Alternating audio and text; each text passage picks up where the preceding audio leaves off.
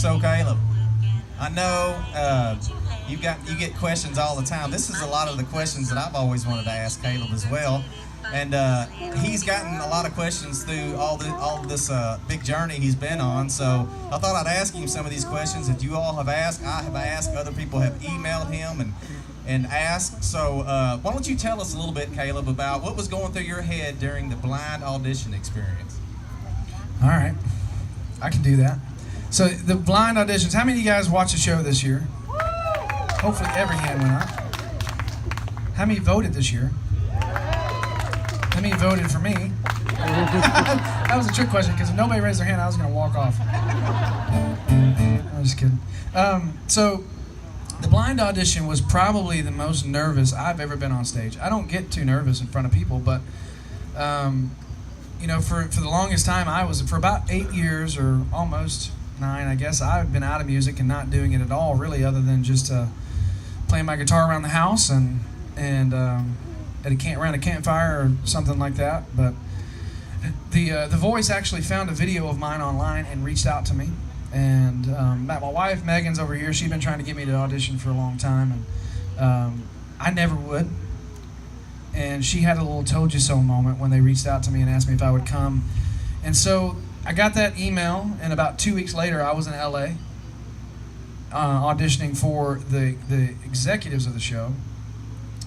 And so that was nerve-wracking on itself, because just in 2 weeks you went from not doing music, not even thinking about it, to, okay, I'm auditioning for The Voice.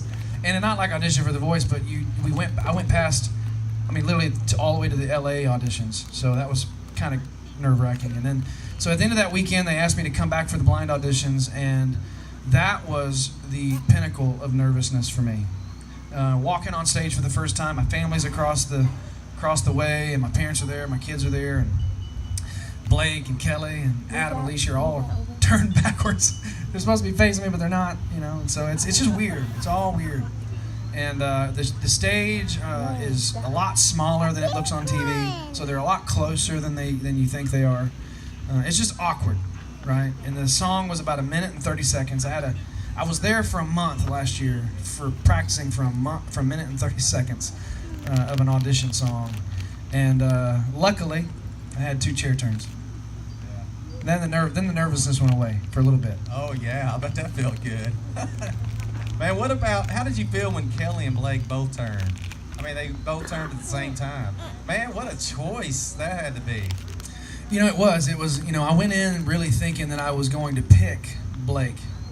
Just being a country guy, and yeah, it seems like on the show, in the past, from what I've seen, country artists have been fairly successful.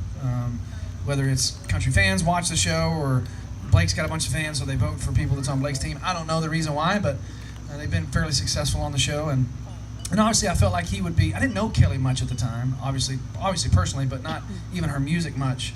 Obviously knew of her, but and I felt like that was going to be the best bet for me as far as music connection. And so, you know, Kelly made a really big argument during that. She turned her chair first, actually, and she is still to this day not let me forget that. And rubs it in my face every moment she can. But, you know, ultimately it came full circle and ended up going the whole way, or at least almost the whole way with her. Dude, I just what a blessing that had to be for you. Don't y'all think? For Kelly to steal you? Because I can remember being out there when Christy and I went out there and got to spend a couple days out there, about you talking about Kelly and how really, really cool she is, and how she just truly wanted to get to know you all and spent some extra time with y'all away from the cameras. I remember they wanted to send the cameras out to a couple things that y'all were doing, and she said, no, I just want to go hang out with the folks on my team and just get to know them. I mean, how cool is that? That's really cool. Yeah.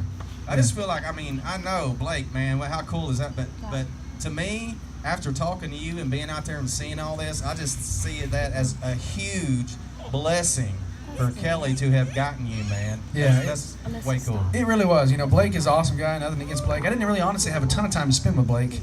One round, and then lost to my buddy Pryor, we ended up, if you watch the show, we ended up walking off the stage together that last semifinal night, and just talked to him today. He's doing awesome, and we're hoping we got some shows coming up together.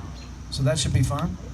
But you know, it was a blessing to be picked up by Kelly. I mean, it was. I mean, we went to Universal one day and just hung out at the park with Kelly, and no cameras, just hanging out, because that was one of the big things for her. She's been on a show like this. She's had obvious success from a show like this, and so relationships are important. You know, she's always harped on us about just having fun and really making sure that you can keep it going after the show. So yeah, man. Yeah, so that, I mean, we got, you know, those are a couple questions that we've had. We're gonna do some more times, but I'm gonna do a couple more songs from the show. We're gonna do a little George Strait tune here in a little while. I'm excited about that one.